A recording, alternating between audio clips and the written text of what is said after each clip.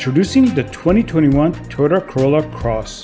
The 2021 Corolla Cross rides on the same TGNA-C platform that underpins the Corolla and CHR. The Corolla Cross is slotted in between the CHR and the top-selling RAV4. As for powertrain, the Corolla Cross was launched in Thailand with two options.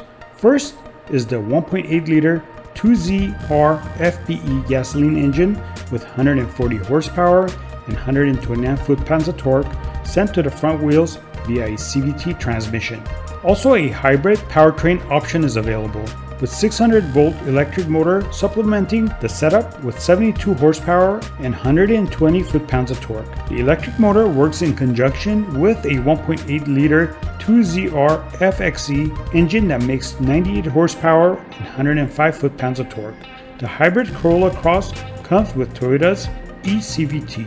The Corolla Cross will be sold for the Thailand market first this year, but availability in other parts of the world will follow.